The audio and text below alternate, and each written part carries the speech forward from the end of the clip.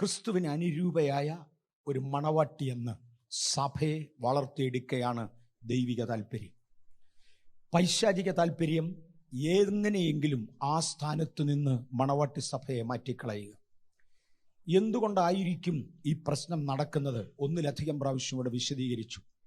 സൃഷ്ടിയുടെ ആരംഭത്തിങ്കൽ ലൂസിഫർ എന്ന പ്രകാശപൂരിതനായ ഒരു ദൂതനെ ദൈവത്തോടുകൂടെ സഞ്ചരിക്കുവാനും ദൈവത്തെ ആരാധിക്കുവാനും ദൈവകാര്യങ്ങൾ നോക്കുവാനുമായി ദൈവം നിയമിച്ചിരുന്നു.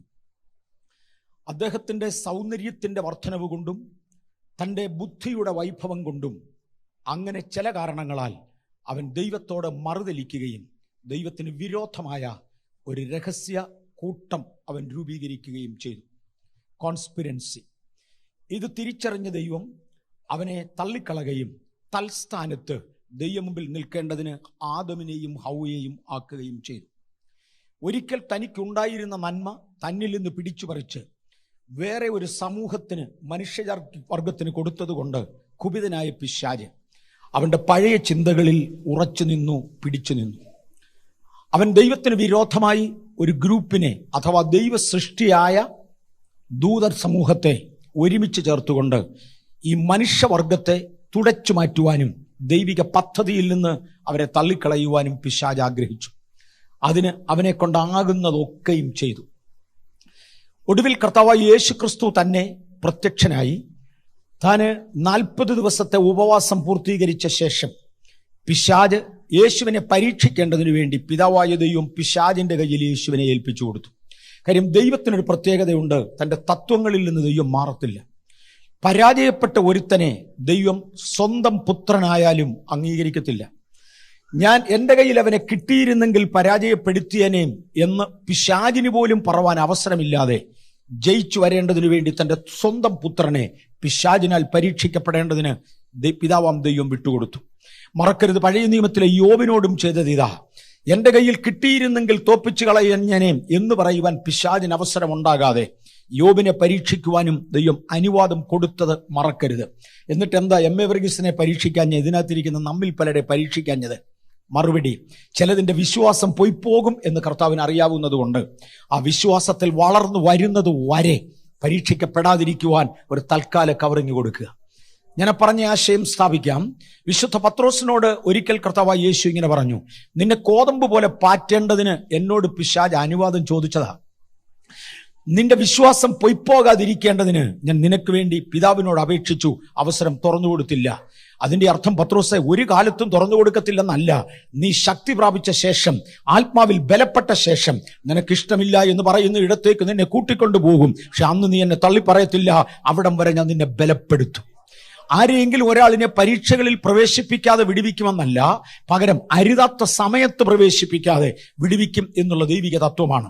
കർത്താവ് യേശുവിനെ പരീക്ഷിക്കേണ്ടതിന് വേണ്ടി അനുവാദം ലഭിച്ച പിശാച് യേശുവിനെ ഒരു ഉയർന്ന സ്ഥലത്തേക്ക് കൂട്ടിക്കൊണ്ടുപോയി ഈ ഭൂമിയും അതിന്റെ സകല മഹത്വവും യേശുവിന് കാണിച്ചു കൊടുത്തു. വിശുദ്ധ മത്തായിയുടെ സുവിശേഷം വായിക്കേണ്ട 4-ാമത്തെ അധ്യായത്തിലും ലൂക്കോസിന്റെ സുവിശേഷം 4-ാം അധ്യായത്തിലും ഈ ചരിത്രം രേഖപ്പെടുത്തിയിട്ടുണ്ട്. 3 പ്രധാന പരീക്ഷകൾ പിശാച് നടത്തിയ കൂട്ടത്തിൽ ഒന്ന്, അവനെ ഉയർന്ന ഒരു മലയിൽ കൊണ്ടുപോയി, ഒരു സ്ഥലത്ത് കൊണ്ടുപോയി ഈ ഭൂമി മുഴുവനും അതിന്റെ മഹത്വവും കാണിച്ചു കൊടുത്തു. എന്നിട്ട് പറഞ്ഞു, ഇത് മുഴുവനും വിട്ടു തന്നേക്കാം, വീണ് എന്നെ ഒന്ന് നമസ്കരിച്ചാൽ മതി. എനിക്ക് കീഴ്പ്പെട്ട് നിൽക്കുന്നുവെന്ന് തോന്നിയാൽ ഏത് നന്മയും തരുന്നതിൽ വിരോധമില്ല, ഇല്ലെങ്കിൽ തരത്തില്ല, വീണ് എന്നെ നമസ്കരിക്കണം എന്ന് മാത്രം പറഞ്ഞു. അതുവരെയും യേശു പറയാത്ത ഒരധികാരത്തിന്റെ പദം ഈ 3-ാം പരീക്ഷണത്തിൽ യേശു ഉപയോഗിച്ചു. വേദപുസ്തകത്തിലൊരു സൂചനയേ ഉള്ളൂ, പിശാചേ എന്നെ വിട്ടു പോ എന്ന് പറഞ്ഞുവെന്ന് മലയാള വേദപുസ്തകത്തിലുണ്ട്. എന്നാൽ ഇംഗ്ലീഷിൽ അല്പം കൂടെ വ്യക്തമായി, ഗെറ്റ് ബിഹൈൻഡ് മീ സൈറ്റൻ. പിശാചേ നീ എന്റെ പുറകിലോട്ട് മാറുന്നില്ലേ, ഗെറ്റ് ബിഹൈൻഡ് മീ സൈറ്റൻ. കാര്യം നിന്നെ മുട്ടുകുത്തിച്ചേച്ച് നിന്റെ കയ്യിലുള്ളത് പിടിച്ചെടുക്കുന്ന ഒരു യുദ്ധ സമ്പ്രദായമാണ് എന്റേത്. ചതിവില്ല, വഞ്ചനയില്ല, അനുരഞ്ജന നയമില്ല, കളിപ്പീരില്ല. പിശാചൻ നീ കൊണ്ടുവന്നത് മുഴുവനും കളിപ്പീരാ. ഔവയെ അപായപ്പെടുത്തേണ്ടതിന് വേണ്ടി ഈ വൃക്ഷഫലം പറിച്ചു തിന്നാൽ ദൈവത്തെ പോലെ ആകുമെന്ന് പറഞ്ഞത് കളിപ്പീരായിരുന്നില്ലേ? ലോത്തിന്റെ മുമ്പിൽ സോദോമും ഗോമോറയും കാണിച്ചു കൊടുക്കുമ്പോൾ പുറമേ ഉള്ളത് മാത്രം കാണിച്ചു കൊടുത്ത് അകമേയുള്ള ജീവിതത്തിന്റെ അളിഞ്ഞ ജീവിതം എന്തെന്നവനെ മനസ്സിലാക്കാതെ അവനെ അവിടെ വരെ വലിച്ചുകൊണ്ടുപോയി വലച്ചവനല്ലേ നീ, ചതിയനല്ലേ നീ. പക്ഷെ ഞാൻ ചതിക്കുന്നവനല്ല, നിന്നോട് തുറന്നു പറയാം, നിന്നെ മുട്ടുകുത്തിച്ചേച്ച് നിന്റെ കയ്യിലിരിക്കുന്ന തിരികെ പിടിക്കുന്നതാണ് എന്റെ വർക്കിംഗ് മെത്തേഡ്, എന്റെ സമ്പ്രദായം അതാ. ചതിവിലും വഞ്ചനയിലും കൂടെ പിശാച് ചെയ്യുമ്പോൾ നേരിട്ട് തമ്പുരാൻ അവനോട് പറഞ്ഞു, ഗെറ്റ് ബിഹൈൻഡ് മീ, നിന്നെ മുട്ടുകുത്തിക്കുന്ന ഒരു തലമുറയെ ഞാൻ ഉണ്ടാക്കും. ഔവയും ആദമും നഷ്ടപ്പെടുത്തിയ ദൈവിക തേജസ്സിൽ പൊതിഞ്ഞവരായ, ദൈവ തേജസ് നിറഞ്ഞവരായ, ക്രിസ്തുവിന് അനുരൂപരായ ഒരു സമൂഹമാക്കി നമ്മെ മാറ്റി ഒരു മണവാട്ടിയായി നിർത്തുവാൻ ദൈവം ആഗ്രഹിക്കുമ്പോൾ അനേക കണ്ണിങ്നെസ്സിലൂടെ വന്ന് നമ്മെ അതിൽ നിന്ന് പിന്തിരിപ്പിക്കുന്ന ഒരു പൈശാചിക ശക്തിയെയാണ് നാം നേരിടുന്നത് എന്ന് മറക്കരുത്. അതിന് അനേക വശങ്ങളുള്ളതിൽ ഒന്നാണ് യൂദായുടെ ലേഖനം തൊട്ടുകൊണ്ടിരിക്കുന്നത്. വിശ്വാസത്തിന്റെ വീഴ്ച. അനേക വശങ്ങളുണ്ട്. എന്നാൽ വിശ്വാസത്തിന്റെ വീഴ്ചയിൽ ഒരുവൻ അകപ്പെട്ടാൽ പോലും അതിനകത്തൂടെ ജീവിതചര്യകൾ വരെ തെറ്റിച്ചു കളയും. കാമപ്രവൃത്തികളിൽ മനുഷ്യനെ കൊണ്ടയാക്കുന്ന സമ്പ്രദായം വരെ വിശ്വാസത്തിന്റെ വീഴ്ചയിലൂടെ വരുത്തിവെക്കും. ഇത് ചേർത്തുകൊണ്ടാണ് യൂദായുടെ ലേഖനം പറഞ്ഞു വരുന്നത്. ഇനി 3-ാമത്തെ വാക്യം നമുക്ക് വായിക്കാം. യൂദായ്ക്ക് ഒറ്റ അധ്യായമേ ഉള്ളൂ. 3-ാമത്തെ വാക്യം ദയവായി വായിക്കാം. പ്രിയരെ, നമുക്ക് പൊതുവിലുള്ള രക്ഷയെക്കുറിച്ച് നിങ്ങൾക്ക് എഴുതുവാൻ സകല പ്രയത്നവും ചെയ്യുകയിൽ വിശുദ്ധന്മാർക്ക് ഒരിക്കലായി ഫലമേൽപ്പിച്ചിരിക്കുന്ന വിശ്വാസത്തിനു വേണ്ടി പോരാടേണ്ടതിന് പ്രബോധിപ്പിച്ചെഴുതുവാൻ ആവശ്യമെന്ന് എനിക്ക് തോന്നി. എന്തുകൊണ്ടാണ് യൂദ ഇങ്ങനെ ചെയ്യുന്നത്? കാര്യം തികഞ്ഞ ഒരു സഭയെ ദൈവസന്നിധിയിൽ നിർത്തണം. വിശുദ്ധ പൗലോസ് വിളിച്ചു പറഞ്ഞു, ഏതു പുരുഷനെയും ക്രിസ്തുവിൽ തികഞ്ഞവനാക്കുന്നതാണ് എന്നെ ഏൽപ്പിച്ചിരിക്കുന്ന അപ്പോസ്തോലിക ദൗത്യം. യൂദയെ അങ്ങയ്ക്ക് വെറും 25 വാക്യങ്ങൾ മാത്രം എഴുതി വെക്കുവാൻ അനുവാദം ലഭിച്ച ഈ സാഹചര്യത്തിൽ അങ്ങ് എന്തിനാണ് വിശുദ്ധന്മാർക്ക് ഒരിക്കലായി ഫലമേൽപ്പിച്ച വിശ്വാസത്തിന് വേണ്ടി പോരാടുവാൻ ഒരു യുദ്ധ ആവേഹം, ഒരു യുദ്ധ സന്ദേശം എന്തുകൊണ്ടാണ് ജനത്തിന് കൊടുക്കുന്നത്? പോരാട്ടം എന്ന് പറഞ്ഞാൽ യുദ്ധമെന്ന ഒരു യുദ്ധ സന്ദേശം എന്തുകൊണ്ടാണ് കൊടുക്കുന്നത്? ക്രിസ്തുവിൽ തികഞ്ഞവരായി ഒരു വിഭാഗം ജനങ്ങളെ നിർത്തുവാൻ, അവിടെ നിന്ന് വീഴ്ച കളയുന്ന ശത്രുവിനെ കാണിച്ചു കൊടുക്കുവാനാണ് താൻ താല്പര്യപ്പെടുന്നത്. പൊതുവിലുള്ള രക്ഷ എല്ലാവർക്കും സന്തോഷമുളവാക്കുന്നതാണെങ്കിലും അവിടെ കൊണ്ടായില്ല. പൊതുവിലുള്ള രക്ഷ പ്രസംഗിച്ചതുകൊണ്ട് ആരും നിത്യതയിൽ എത്തത്തില്ല. നമുക്ക് ഒരുപാട് വിഷയങ്ങളെക്കുറിച്ച് അല്പാൽപ്പം അറിയാവുന്ന പലരുണ്ട്. അവരെക്കുറിച്ച് പൊതുവെ ഇംഗ്ലീഷിൽ പറയാറുള്ള ഒരു പഴഞ്ചൊല്ല് Jack of everything and master of nothing. ഒരു കാര്യവും ചൊവ്വ അറിയത്തില്ലെങ്കിൽ എല്ലാ കാര്യത്തെക്കുറിച്ചും അല്പാൽപ്പം അറിയാം. അങ്ങനെ തുടരും വേണം. ഒരു സീനിയർ പൊസിഷനിലേക്കല്ല, അതിന് താഴെ നിൽക്കാൻ വേണ്ടി അവരെയും വേണം. വേണ്ടെന്നല്ല ഞാൻ പറഞ്ഞത്. they know almost everything but they are masters in nothing. യാതൊരു കാര്യവും ചൊവ്വ അറിയത്തില്ല, എല്ലാത്തിനെ കുറിച്ചും വല്ലതുമൊക്കെ അറിയുകയും ചെയ്യാം. ഈ എല്ലാത്തിനെ കുറിച്ചും വല്ലതുമൊക്കെ അറിഞ്ഞു പോകുന്നതിനേക്കാൾ അറിയേണ്ട കാര്യം ഗൗരവമായി അറിഞ്ഞില്ലെങ്കിൽ ചെല്ലേണ്ടടത്ത് ചെല്ലത്തില്ല. ചെല്ലേണ്ടടത്ത് എത്തിക്കേണ്ടതിന് വേണ്ടി ഞാൻ വിശദീകരിക്കാം എന്ന് പറഞ്ഞാണ് യൂദ അപ്പോസ്തലൻ ആരംഭിക്കുന്നത്. പൊതുവിലുള്ള രക്ഷ പറയാതെ വിശുദ്ധന്മാർക്ക് ഒരിക്കലായി ഫലമേൽപ്പിച്ച വിശ്വാസത്തിന് വേണ്ടി യുദ്ധം ചെയ്യണം. കാര്യം യുദ്ധം ചെയ്ത് വിശ്വാസം എടുത്തു കളയുന്ന ഒരു പ്രവണത പിശാചിനുണ്ട്. അവൻ പുറകെ മാറി നിൽക്കുകയാണ് ഒരു യുദ്ധത്തിന് തയ്യാറായിക്കൊണ്ട്. 5-ാമത്തെ വാക്യം വീണ്ടും നമ്മൾ ഇനിയും വായിക്കാം. നിങ്ങളോ സകലവും ഒരിക്കൽ അറിഞ്ഞുവെങ്കിലും നിങ്ങളെ ഓർപ്പിപ്പാൻ ഞാൻ ഇച്ഛിക്കുന്നത് എന്തെന്നാൽ, കർത്താവ് ജനത്തെ മിസ്രയീമിൽ നിന്ന് രക്ഷിച്ചിട്ടും വിശ്വസിക്കാത്തവരെ പിന്നത്തേതിൽ നശിപ്പിച്ചു. കഴിഞ്ഞ ദിവസം കഴിഞ്ഞതിന്റെ മുമ്പിലത്തെ ഞായറാഴ്ച ഞാൻ ഈ വിഷയം തൊട്ടു തുടങ്ങുമ്പോൾ പറഞ്ഞിരുന്നു. ഇതിനു മുമ്പ് ഞാൻ ഇതിവിടെ തൊട്ടിട്ടുണ്ട്. ഈ വിശ്വാസത്തിലേക്ക് ഇറങ്ങിത്തിരിച്ചതുകൊണ്ടും ഒരു ജീവിത പ്രതിഷ്ഠ എടുത്തതുകൊണ്ടും നാം ഒരു പ്രമാണത്തിൽ വന്നതുകൊണ്ടും കംപ്ലീറ്റ് ആയില്ല. അത് പൂർത്തീകരിച്ചേ മതിയാകും. എന്റെ മകനെ IAS-കാരനാക്കണമെന്ന് എനിക്ക് ഭയങ്കര ആശയാണ്. അതിനുവേണ്ടിയാണ് അവനെ ഞാൻ കണ്ട കാലം മുതൽ, അല്ലെ അവൻ ഉണ്ടായത് മുതൽ എന്റെ പ്രാർത്ഥന അതാ. അവനെ 1-ാം ക്ലാസ്സിൽ കൊണ്ട് ചേർക്കുമ്പോൾ എന്റെ ആശയം ഇവനെ IAS-കാരനായി ഇറങ്ങി വരണമെന്നാ. പക്ഷെ ഇവനെ IAS-കാരനാകണമെങ്കിൽ ഇതിനിടയ്ക്ക് ഒരുപാട് സ്റ്റെപ്പ് കഴിയണം.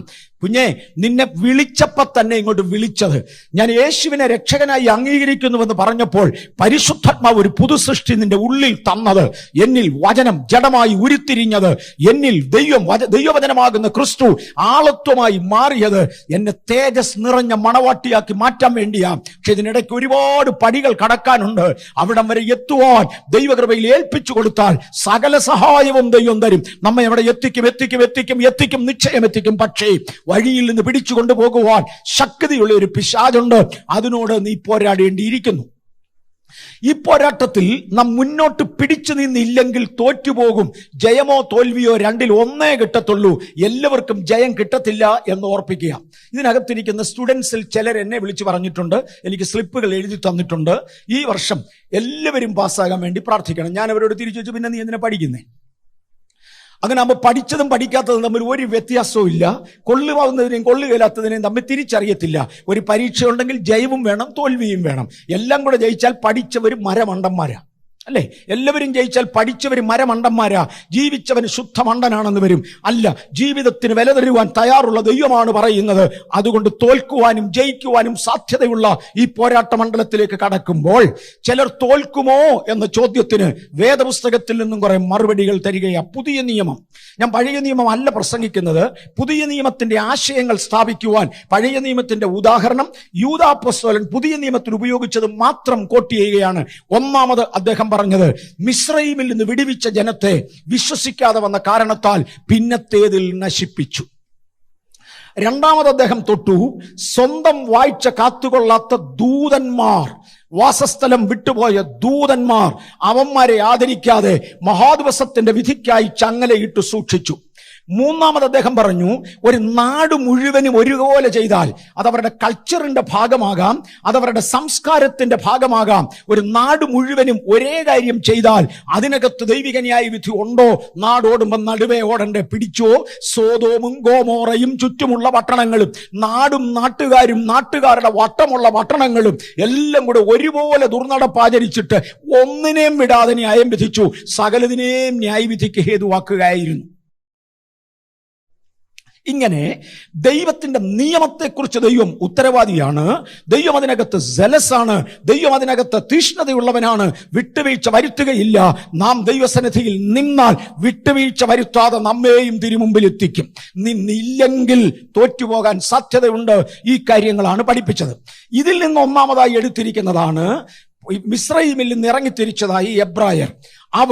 അവൻ ജനത്തെ മിസ്രയീമിൽ നിന്ന് രക്ഷിച്ചുവെങ്കിലും വിശ്വസിക്കാത്തവരെ പിന്നത്തേതിൽ നശിപ്പിച്ചു എന്ന പദം കാണാം. അവരുടെ പ്രവൃത്തി ദോഷം കൊണ്ട് അവർ സ്വയം നശിച്ചു എന്നല്ല.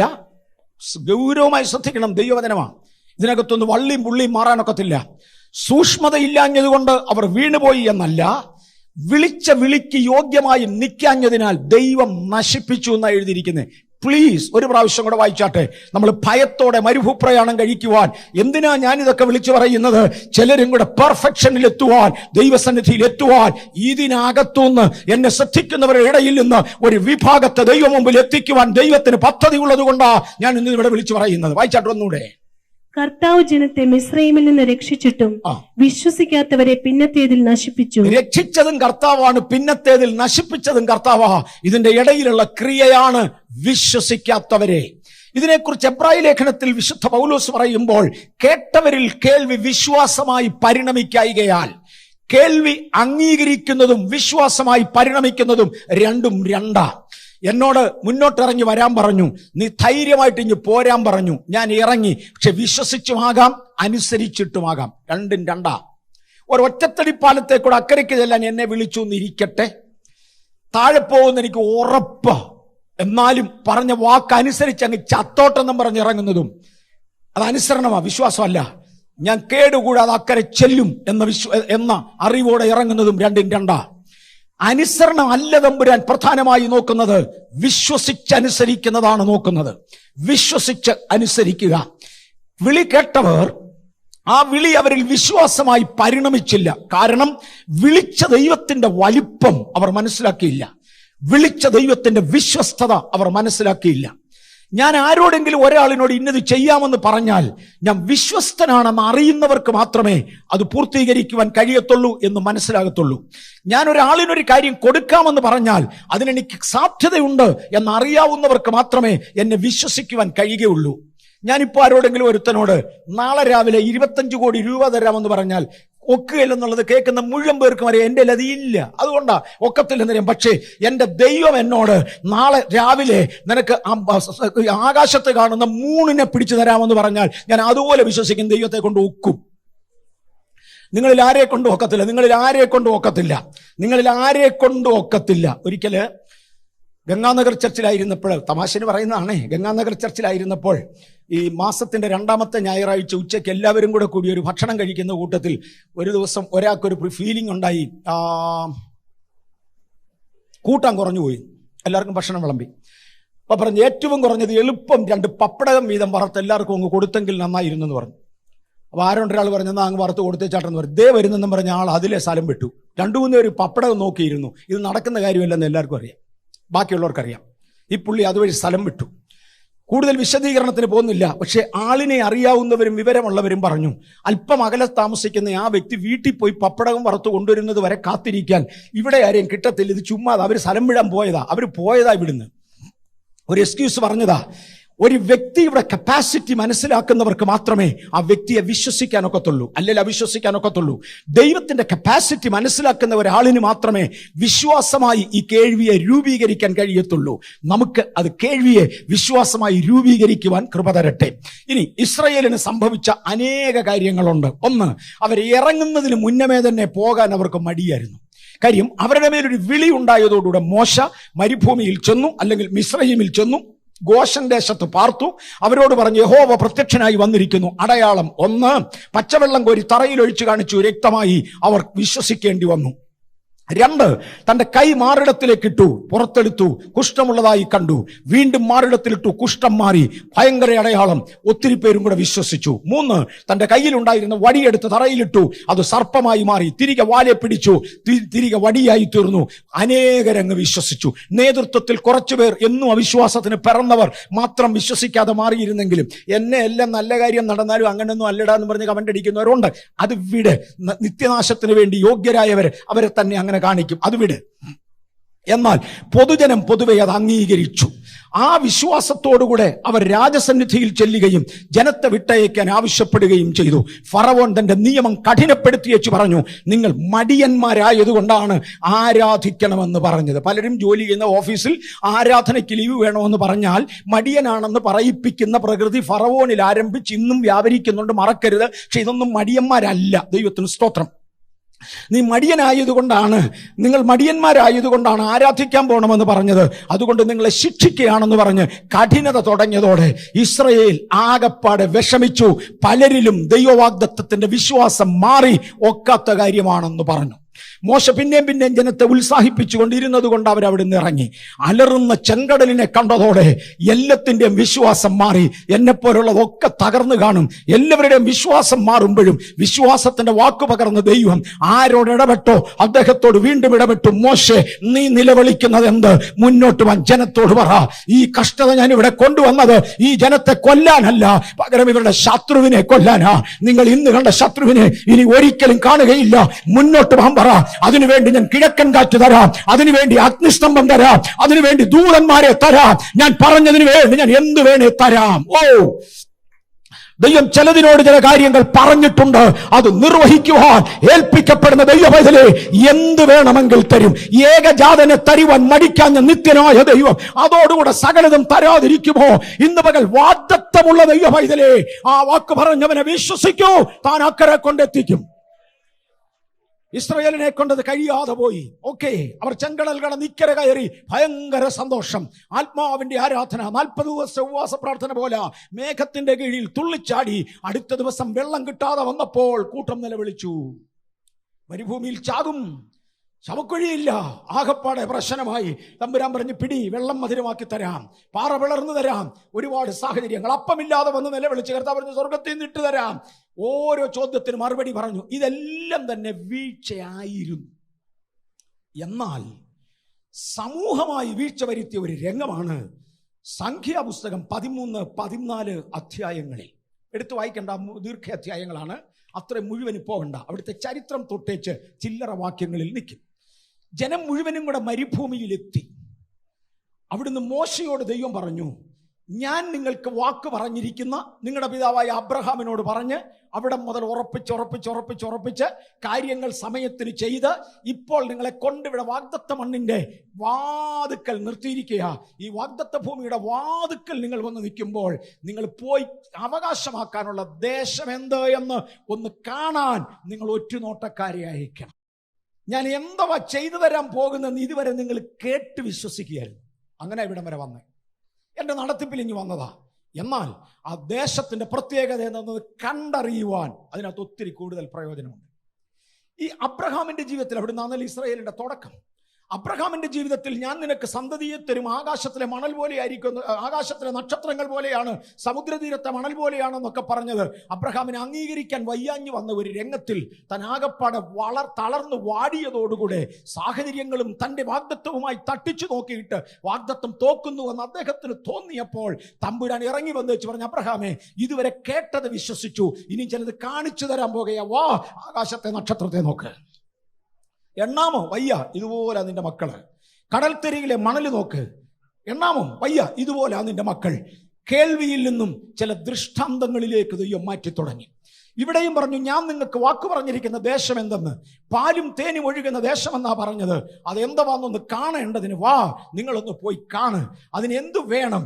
ഓരോ ഗോത്രത്തിൽ നിന്നും ഓരോ പ്രതിനിധി വീതം ഓരോ പ്രഭുക്കന്മാരെ തിരഞ്ഞെടുക്കണം. സാധാരണക്കാരനെ അല്ല തിരഞ്ഞെടുക്കുന്നത്, പ്രഭുക്കന്മാരെ.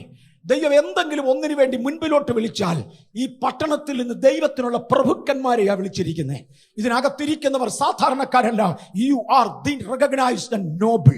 നിങ്ങൾ ദൈവത്താൽ വിശുദ്ധീകരിക്കപ്പെട്ടവരും അംഗീകരിക്കപ്പെട്ടവരും തെരഞ്ഞെടുക്കപ്പെട്ടവരുമായ ദൈവത്തിന്റെ പ്രഭുക്കന്മാരാണ് എന്ന് ഞാൻ കർത്താവിന്റെ നാമത്തിൽ നിങ്ങളെ ഓർമ്മിപ്പിക്കട്ടെ. Price the Lord. ആ പദം പരിശുദ്ധാത്മാവ് അർത്ഥമാക്കുന്നു, you are never the ordinary. നിങ്ങൾ മറ്റൊരാളിനെ പോലെയല്ല. ഇന്റർനെറ്റിന്റെ മുമ്പിൽ എന്റെ മുമ്പിൽ ഇരിക്കുന്നവരെ, ലോകം നിങ്ങളെ നിസ്സാരരെന്ന് പറഞ്ഞേക്കാം, സ്വർഗത്തിൽ നിങ്ങൾ വിലയേറിയവരാണ്. നിങ്ങൾ പ്രഭുക്കന്മാരാണ്. 12 ഗോത്രങ്ങളിൽ നിന്നും പ്രഭുക്കന്മാരെ തെരഞ്ഞെടുക്കുക. അങ്ങനെ 12 ഗോത്രങ്ങളിൽ നിന്നും ഓരോരോ പ്രതിനിധികൾ പ്രഭുക്കന്മാരെ തിരഞ്ഞെടുത്തു. പ്രഭുക്കന്മാരെന്നതിന് പണമുള്ളവനെന്നല്ല വാക്കിന്റെ അർത്ഥം, മാന്യതയുള്ളവനെന്നാ. ജനത്തിന്റെ മുമ്പിൽ സ്ഥാനമുള്ളവൻ, പേരുള്ളവൻ, മാന്യതയുള്ളവൻ, കഴിവുള്ളവൻ. അവൻ പറഞ്ഞാൽ ആളുകൾ അംഗീകരിക്കും. കാര്യം അവന്റെ മാന്യതയതാ. പ്രഭുക്കന്മാരെ തെരഞ്ഞെടുത്തു. 12 പേരെ ഒന്നിച്ചങ്ങോട്ട് പറഞ്ഞു വിട്ടു. ഈ 12 പേരും യാത്ര തിരിച്ചത് ഒറ്റ സ്ഥലത്തു നിന്നാണ്. ശ്രദ്ധിക്കണ ചില കാര്യങ്ങൾ. 12 പേരെ ദേശം ഒറ്റ നോക്കാൻ വേണ്ടി അയച്ചു. എങ്ങനെയുള്ള ദേശമായതെന്ന് കാണാൻ വേണ്ടി അയച്ചു. 12 പേരും യാത്ര തിരിച്ചത് ഒറ്റ സ്ഥലത്തു നിന്നാണ്. 12 പേരെയും അയച്ചത് ഒറ്റ മനുഷ്യൻ മോശയാ. 12 പേരെയും അയക്കാൻ ആവശ്യപ്പെട്ടത് ഒറ്റ ദൈവമാ. 12 പേരും പോയത് ഒരേ ഉദ്ദേശത്തിനാ. 12 പേരും കൂടെ ചെന്നതും ഒരേ ഇടത്താ. അവിടെ ചെന്നപ്പോൾ ആരൊക്കെയോ ആ താഴ്വരയിലൊക്കെ ഉണ്ടായിരുന്ന മുന്തിരിയുടെ ഒരു കൊല അറുത്തെടുത്തു. എനിക്ക് തോന്നി അത്ര സിമ്പിളൊന്നും അല്ല ഒരു മുന്തിരിക്കൊല അവിടെ നിന്ന് അറുത്തെടുക്കുന്ന കാര്യം. അജാന ബാഹുക്കളായ രാക്ഷസന്മാർ വട്ടം നിൽക്കുന്നത് അവർ കണ്ടു. 13-ാമത്തെ അധ്യായത്തിന്റെ 22, 23, 24 വാക്യങ്ങൾ ദയവായി നോക്കാമോ? അവർ തെക്കേ ദേശത്ത് കൂടി ചെന്ന് ഹെബ്രോനിലെത്തി. അവിടെ അനാക്കിന്റെ പുത്രന്മാരായ അഹീമാനും ശേഷായിയും തൽമായും ഉണ്ടായിരുന്നു. അനാക്കിന്റെ പുത്രന്മാർ എന്ന് പറഞ്ഞ ഉഗ്ര രാക്ഷസന്മാരാ, സാധാരണക്കാരൊന്നും അല്ല. അവർ ചെന്നപ്പോ കണ്ടത് രാക്ഷസന്മാരെ കണ്ടു. പിന്നെ ഹെബ്രോൻ മിസ്രയീമിലെ സോവാറിന് 7 സംവത്സരം മുമ്പേ പണിതതായിരുന്നു.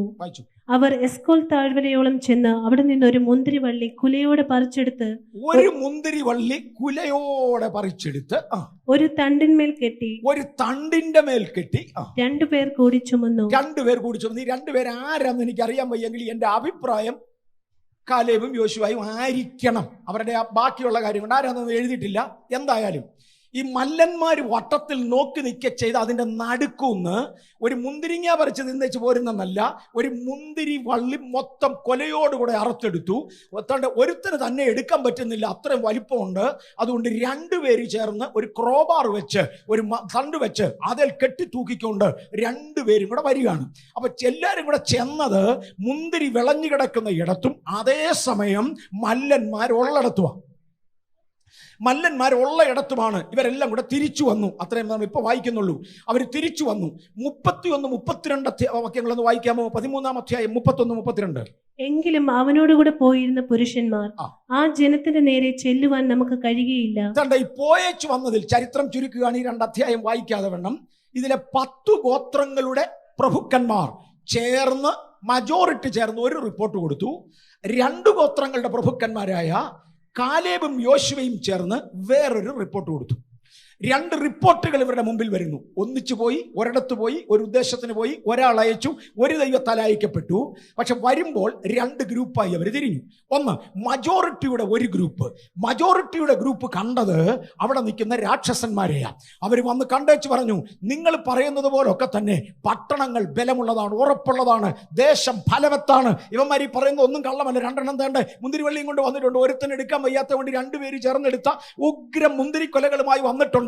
ദേശം സത്യം നല്ലത് തന്നെയാ അല്ലെന്ന് ഞങ്ങൾ പറഞ്ഞാൽ നിങ്ങൾ അംഗീകരിക്കരുത്. മറ്റോമാര് തെളിവ് കൊണ്ടുവന്നിട്ടുണ്ട്. ദൈവം ഇല്ലെന്ന് പറഞ്ഞാൽ ഈ സഭ അംഗീകരിക്കുമോ? എത്ര രോഗശാന്തി ഞാൻ കണ്ടതാ അല്ലേ? ദൈവം ഇല്ലെന്ന് പറഞ്ഞാൽ ഈ സഭ അംഗീകരിക്കുകയില്ല. കാര്യം എത്ര ദൈവപ്രവർത്തികൾ നമ്മൾ കണ്ടതാ. ദൈവം ഇന്നിവിടെ ഇല്ലെന്ന് പറഞ്ഞാൽ അംഗീകരിക്കുകയില്ല.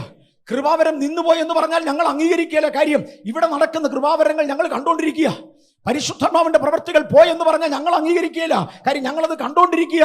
ഈ 2 മുന്തിരിക്കൊല ഉള്ളിടത്തോളം കാലം ഇല്ലെന്ന് പറഞ്ഞാൽ നിങ്ങൾ സമ്മതിക്കുകയില്ല. അതുകൊണ്ട് അത്ര ഞങ്ങൾ അങ്ങ് അംഗീകരിച്ചിരിക്കുന്നു. ശരിയാണ്, ദേശം ഭയങ്കര ഫലമുള്ളതാ. പക്ഷെ പെശകതല്ല. കാണിക്കാനൊക്കാത്ത ഒരു കാര്യം ഞങ്ങളും കണ്ടു, അവരും കണ്ടു. മല്ലന്മാർ, ഇരുമ്പ് രഥങ്ങൾ, ശക്തിയേറിയ മല്ലന്മാർ. കഴിഞ്ഞ ദിവസം മല്ലന്മാരെ കുറിച്ച് തൊട്ട കൂട്ടത്തിൽ ഇവിടെ പറഞ്ഞായിരുന്നു. അനാക്കിന്റെ കളരം 18 അടി വരെ ഉണ്ടെന്ന് ചരിത്രം പറയുന്നു. സന്തോഷ് പാസ്റ്റർ അതിനപ്പുറത്തെടുത്തു. ദേവദാരു പോലെ അങ്ങനെയാണെങ്കിൽ 10-30 അടിയൊക്കെ 10-30 മീറ്റർ വരെ കളരമുള്ള മീറ്ററോ അടിയോ എന്തോ ഭയങ്കര ഉഗ്രന്മാരുണ്ടെന്ന് പറഞ്ഞു. എല്ലാം ശരിയാ. ഞങ്ങൾ കണ്ടേച്ചു വന്നത് ചെറുതൊന്നും അല്ല, ഭയങ്കര പ്രശ്നമാണ്. ഇത് ഞങ്ങൾ കണ്ടേച്ചു വരിക. പലരും പറയാറുണ്ട്, സ്നാനപ്പെടല്ലേ നീ കണ്ടിട്ടില്ല, ഭയങ്കര പ്രശ്നമാ. സത്യമാ കുഞ്ഞേ.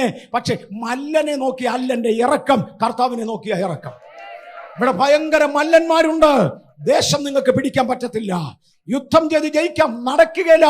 പട്ടണങ്ങൾ ഉറപ്പും ബലവുമുള്ളതാണ്.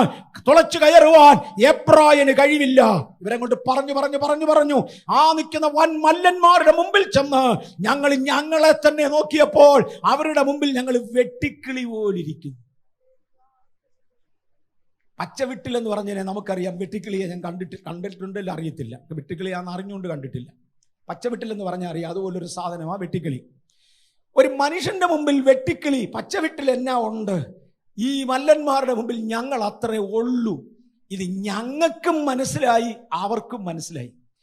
യവന്മാർ ഈ 2 മുന്തിരിക്കൊല കൊണ്ടുവരാനുള്ള കാരണം, ഈ 2 പേര് ചേർന്നെടുത്ത മുന്തിരിക്കൊല വിട്ടുകൊടുക്കാൻ കാര്യം നമ്മളെ കൊണ്ടൊന്നും നടക്കുകയില്ലെന്ന് അവർക്കറിയാം. അവനങ്ങ് മിണ്ടാതിരുന്നേ ഉണ്ടാ. ആരാ കഴിഞ്ഞ ദിവസം ഇവിടെ പറഞ്ഞായിരുന്നല്ലോ, സ്റ്റീഫൻ ജോർജ് പറഞ്ഞായിരുന്നു, കുരങ്ങിനെ കളിപ്പിച്ച പുള്ളി സിംഹത്തെ കളിപ്പിക്കാൻ പോയത് അദ്ദേഹത്തിന്റെ കാര്യം തന്നെ. ഇവർ പറഞ്ഞായിരുന്നു, സൂവിൽ പോകുന്ന കൂട്ടത്തിൽ കുരങ്ങിനെ കളിപ്പിക്കും. കുരങ്ങിനെ അങ്ങോട്ട് പഴിപ്പിച്ച് കാണിച്ചാൽ ഇങ്ങോട്ടും പഴിപ്പിച്ച് കാണിക്കും. എന്നാൽ സിംഹത്തെ പഴിപ്പിക്കാമെന്ന് കണ്ട് സിംഹത്തിന്റെ മുമ്പ് വഴിയിട്ട് അത് തിരിഞ്ഞു പോലും നോക്കുന്നില്ല.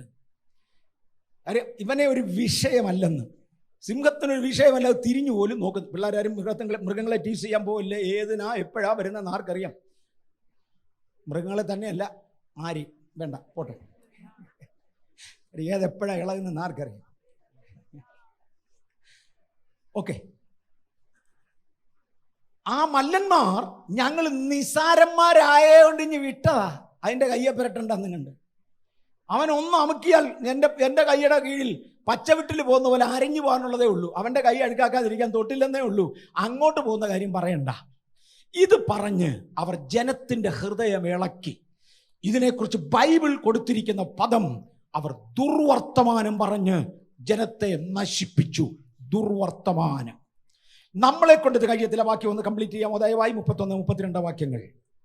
എങ്കിലും അവനോടുകൂടെ പോയിരുന്ന പുരുഷന്മാർ, ആ ജനത്തിന്റെ നേരെ ചെല്ലുവാൻ നമുക്ക് കഴിയുകയില്ല, അവർ നമ്മിലും ബലവാന്മാർ ആകുന്നു എന്ന് പറഞ്ഞു. തങ്ങൾ ഒറ്റ നോക്കിയ ദേശത്തെക്കുറിച്ച് അവർ ഇസ്രായേൽ മക്കളോട് ദുർവർത്തമാനമായി പറഞ്ഞതെന്തെന്നാൽ, ഞങ്ങൾ സഞ്ചരിച്ച് ഒറ്റ നോക്കിയ ദേശം നിവാസികളെ തിന്നുകളയുന്ന ദേശമാകുന്നു. ഞങ്ങൾ അവിടെ കണ്ട ജനമൊക്കെയും അതികായന്മാർ. അവിടെ ഞങ്ങൾ മല്ലന്മാരുടെ സന്തതികളായ അനാഖ്യ മല്ലന്മാരെയും കണ്ടു. ഞങ്ങൾക്ക് തന്നെ ഞങ്ങൾ വെട്ടുക്കിളികളെ പോലെ തോന്നി. അവരുടെ കാഴ്ചയ്ക്കും ഞങ്ങൾ അങ്ങനെ തന്നെ ആയിരുന്നു. ഇവർ പറഞ്ഞ ദുർവർത്തമാനം, അവരുടെ കാഴ്ചയും നമ്മുടെ കാഴ്ചയും ഒരുപോലെ. അവര് നോക്കിയിട്ട് അവരുടെ മുമ്പിൽ ഞങ്ങൾ വെട്ടിക്കിളികളാ, ഞങ്ങൾ നോക്കിയിട്ടും അങ്ങനെ തന്നെ, അത്രേ ഉള്ളൂ. അനാഖ്യ മല്ലന്മാരവിടെ ഉണ്ട്. ഇരുമ്പ് രഥങ്ങളുണ്ട്, പട്ടണങ്ങളുണ്ട്. പറയുന്ന നല്ല നാടാന്നുള്ള സത്യമാണെങ്കിലും നമ്മുടേതല്ല, നമുക്കിത് പറ്റിയില്ല. ഇടാ, ക്രിസ്ത്യാനിത്വം ഭയങ്കര നല്ലതാ, ആത്മീയം നല്ലതാ, പക്ഷെ നമുക്കൊക്കില്ല, നമുക്കിത് ശരിയാകില്ല. ദുർവർത്തമാനം പറഞ്ഞ് മജോറിറ്റി ജനത്തെ വഞ്ചിക്കുവാൻ ശ്രമിച്ചു. ഈ സമയത്ത് ജനം മുഴുവനും കൂടെ കൂട്ടം കൂക്ക് വിളിച്ചു. നമുക്ക് മടങ്ങിപ്പോകാമെന്ന് പറഞ്ഞ് മോശ എന്ന നേതാവിന് പകരം വേറൊരു നേതാവിനെ തിരഞ്ഞെടുത്ത് നമുക്ക് തിരിച്ചു പോകാം എന്ന് പറഞ്ഞുകൊണ്ട് ജനം തയ്യാറായി. ഈ സമയത്താണ് മൈനോറിറ്റി 2 വ്യക്തികൾ, യോശുവയും കാലേബും, തങ്ങളുടെ വസ്ത്രം കീറിക്കൊണ്ട് ജനത്തിന്റെ ഇടയിലേക്ക് പാഞ്ഞു കയറി യേശു പറഞ്ഞു, അങ്ങനെ അല്ല, ഞങ്ങൾ വേറൊന്ന് ചെയ്യാൻ പോകുകയാ. നമുക്ക് 14-ാമത്തെ അധ്യായത്തിന്റെ 7, 8, 9, 3 വാക്യം വായിക്കാം. ഇസ്രായേൽ മക്കളുടെ സർവ്വസഭയോടും പറഞ്ഞതെന്തെന്നാൽ, ഞങ്ങൾ സഞ്ചരിച്ച് ഒറ്റുനോക്കിയ ദേശം എത്രയും നല്ല ദേശമാകുന്നു. ഇത് യോശുവയും കാലേബും കൂടെ കൊടുക്കുന്ന റിപ്പോർട്ടാണ്. 2 പേരുടെ റിപ്പോർട്ടാ, 10 പേരുടെ റിപ്പോർട്ടിന് വിരോധമായി. വായിച്ചാട്ടെ. യഹോവ നമ്മിൽ പ്രസാദിക്കുന്നുവെങ്കിൽ അവൻ നമ്മെ പാലും തേനും ഒഴുകുന്ന ആ ദേശത്തേക്ക് കൊണ്ടുചെന്ന് നമുക്കത് തരും. യഹോവ നമ്മെ കൊണ്ടുചെന്ന് നമുക്ക് തരും. അവർ യഹോവയ്ക്ക് മുൻഗണന കൊടുത്തു. മറ്റൊമാര് പറയുന്ന വാചകങ്ങൾ ഞാൻ പറഞ്ഞു, 2 അധ്യായം മുഴുവൻ വായിക്കാൻ ഒക്കാത്തത് കൊണ്ടാണ് അത് എടുക്കുന്നത്. അവര് പറയുന്നത്, മോശയോട് പറഞ്ഞു, നീ ഞങ്ങളെ അയച്ച ദേശം, ദൈവമാണ് അയച്ചതെന്ന കാഴ്ചപ്പാടിൽ നിന്ന് അവരുടെ ചിന്താഗതികൾ ആദ്യം താഴോട്ട് വന്നു. വാക്കുകളിൽ അവരത് പ്രകടമാക്കി വെച്ച് പറഞ്ഞു, അയച്ചത് ദൈവമല്ല മോശേ, നീ ഞങ്ങളെ അയച്ച ദേശം. ഇതിനകത്തിരിക്കുന്ന ദൈവ പൈതലേ, നിങ്ങളെ ഇവിടേക്ക് വിളിച്ചോണ്ട് വന്നത് ആരോ മനുഷ്യനെ ദൈവം ഉപയോഗിച്ച് കാണാം, പക്ഷെ കൊണ്ടുവന്നത് ദൈവമെന്നറിയുന്നവർ മാത്രമേ വിജയിക്കത്തുള്ളൂ. ഏതോ സാഹചര്യങ്ങളാകാം നിങ്ങളെ ഇവിടേക്ക് നയിച്ചത്, ആ സാഹചര്യത്തിന്റെ നിർമ്മാതാവ് ദൈവമാണെന്ന് അറിഞ്ഞെങ്കിലേ മനസ്സിലാകത്തുള്ളൂ. ഒരു മനുഷ്യന്റെ വായിലൂടെയാണ് ഇന്ന് നിങ്ങളിൽ ചിലരിത് കേൾക്കുന്നത്. കുറെ ഇലക്ട്രോണിക് ഉപകരണങ്ങളാണ് നിങ്ങളെ ഇതിന് സഹായിക്കുന്നത്, പക്ഷെ ദൂതിന്റെ യജമാനൻ ദൈവമാണെന്ന് തിരിച്ചറിഞ്ഞാൽ ഈ ദുർവർത്തമാനം പരത്തിയവർക്ക് ആ കാഴ്ചപ്പാട് നഷ്ടമായി. അവർ മോശയോട് പറഞ്ഞു, നീ അയച്ച ദേശത്തെ കുറിച്ച് ഞങ്ങൾ നിനക്ക് തരുന്ന റിപ്പോർട്ട് പിടിച്ചോ. യോശുവയും കാലേബും പറഞ്ഞു, മോശ മാറി നിൽക്കട്ടെ, നേതൃത്വത്തിന് കീഴടങ്ങും, പക്ഷേ ദൈവം നമ്മോടുകൂടെ ഉണ്ടെങ്കിൽ. മോശ നമ്മോടുകൂടെ ഉള്ളത് കൊണ്ടെന്നല്ല, ദൈവം നമ്മോടുകൂടെ ഉണ്ടെങ്കിൽ. ഇന്ന് പകൽ വിശ്വസിക്കുന്നവരെ, ചില ഹൃദയങ്ങളുടെ അകത്ത് ഇരുമ്പഴി താണി കൊണ്ട് പരിശുദ്ധാത്മാവ് എഴുതുന്ന ചില വാക്കുകളാണിത്. ദൈവം നമ്മോട് കൂടെ ഉണ്ടെങ്കിൽ, ഇമ്മാനുവേൽ. Oh God, ആരോടൊക്കെയോ പരിശുദ്ധാത്മാവ് ആഴത്തിന്റെ ആഴത്തിൽ ഇടപെട്ടുകൊണ്ടിരിക്കുക. ഇമ്മാനുവേൽ, പരിശുദ്ധാത്മാവ് നമ്മോട് പറയുന്നത്, ദൈവം നമ്മോട് കൂടെ എന്നർത്ഥമുള്ള ഇമ്മാനുവേൽ എന്ന് യേശുവിന് പേരിട്ട് പഴയ നിയമം ചിത്രീകരിച്ചു പറഞ്ഞു. പുതിയ നിയമത്തിൽ യേശു പറഞ്ഞു, ഞാനോ ലോകത്തിന്റെ അവസാനത്തോളം എല്ലാ നാളും നിങ്ങളുടെ കൂടെ ഉണ്ട്. പഠിക്കുന്ന കുഞ്ഞുങ്ങളെ, ജോലി ചെയ്യുന്നവരെ, ജോലി അന്വേഷിക്കുന്നവരെ, ഭവനങ്ങളിൽ പാർക്കുന്നവരെ, വിവാഹിതരെ, അവിവാഹിതരെ, കുടുംബസ്ഥരെ, കുഞ്ഞുങ്ങളെ, ഞാനോ ലോകാവസാനത്തോളം, അത് കഴിയുന്നവനാ പറഞ്ഞത്, ലോകാവസാനത്തോളം എല്ലാ നാളും നിങ്ങളുടെ കൂടെ ഉണ്ട്. എന്നെ വിളിച്ചവൻ അറിയാം നടത്തിക്കൊണ്ട് പോകാൻ. യഹോവ നമ്മോടുകൂടെ ഉള്ളത് കൊണ്ട്, യഹോവ നമ്മോടുകൂടെ ഉണ്ടെങ്കിൽ നാം ആ സ്ഥലം പിടിച്ചെടുക്കും. ഒന്നുകൂടെ വായിച്ചാട്ടെ. യഹോവ നമ്മോടുകൂടെ ഉണ്ടെങ്കിൽ, യഹോവ നമ്മിൽ പ്രസാദിക്കുന്നുവെങ്കിൽ അവൻ നമ്മെ പാലും തേനും ഒഴുകുന്ന ആ ദേശത്തേക്ക് കൊണ്ടുചെന്ന് നമുക്കത് തരും. നമുക്കത് തരും. മൈനോറിറ്റിയുടെ വാചകം തരത്തില്ല, കിട്ടത്തില്ല, പിടിക്കത്തില്ല. മൈനോറിറ്റിയുടെ വാചകം യഹോവ നമുക്കത് തരും. മജോറിറ്റിയുടെ വാചകം പിടിക്കത്തില്ല, കിട്ടത്തില്ല, ഒക്കത്തില്ല. കാര്യം അവർ പ്രതികൂലങ്ങളെ കണ്ടു. ഈ മൈനോറിറ്റി നാടൊക്കെ നോക്കി കണ്ടിട്ട് അതിന്റെ നന്മ കണ്ടു. തിന്മ അവർക്ക് അറിയാൻ വയ്യാന്നല്ല, ആ തിന്മയേക്കാൾ വലിയ ദൈവത്തെ അവർ ശ്രദ്ധിച്ചു. തമ്പുരാൻ തിരിഞ്ഞേച്ചു പറഞ്ഞു, മോശയോട് പറഞ്ഞു, വിട് മോശേ, ഞാൻ ഇവരെ നശിപ്പിക്കാൻ പോവാ. ഞാൻ ഇവരുടെ മുമ്പിൽ ചെങ്കടൽ പിളർന്നത് ഇവരങ്ങ് മറന്നല്ലേ. ഞാൻ ഇവരുടെ മുമ്പിൽ ഫറവോന്റെ രാജ്യത്ത് വെച്ച് ആദ്യജാതന്മാരെ സംഹരിക്കുമ്പോൾ രക്തത്തിന്റെ മറവിൽ ഇവരെ മറച്ചത് ഇവരങ്ങ് മറന്നല്ലേ. ഞാൻ ഇവരുടെ മുമ്പിൽ സ്വർഗം തുറന്ന അപ്പം വാരി ഇട്ടുകൊടുത്തത് തിന്നവരങ്ങ് മറന്നല്ലേ. ഞാൻ പാറ പിളർന്ന് വെള്ളം കൊടുത്തത് കുടിച്ചത് ഇവർ മറന്നല്ലേ. ഇങ്ങനെ മറക്കുന്ന ജനത്തെ നശിപ്പിക്കാൻ പോകാ വിട്. കേൾവി വിശ്വാസമായി പരിണമിക്കായികയാൽ അവരെ തമ്പുരാൻ നശിപ്പിച്ചു. ഇന്നത് ചെയ്ത ദൈവത്തിന് ഇനിയും ചെയ്യാൻ കഴിയും. ഒരത്ഭുതമെങ്കിലും കണ്ടിട്ടില്ലാത്തവരിവിടെ ഉണ്ടോ? ഞാൻ നിങ്ങളെ കുറ്റം പറയത്തില്ല. കാണിക്കാൻ കഴിയാഞ്ഞത് ഞങ്ങളുടെ കുറ്റം. I proclaim it. അനേക വീര്യപ്രവർത്തികൾ കണ്ടവരിവിടെ ഉണ്ടല്ലോ.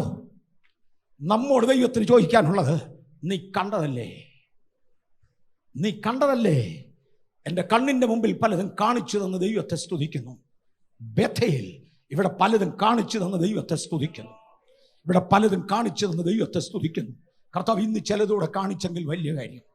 ഇന്ന് പകൽ കർത്താവ് ചിലതൂടെ കാണിച്ചെങ്കിൽ വലിയ കാര്യം. ഈ ജനം എന്നെ മറന്നു മോശേ, ഈ ജനം എന്നെ മറന്നു. ഞാൻ അവർക്ക് വേണ്ടി ചെങ്കടൽ പിളർന്നത് അവർ മറന്നു.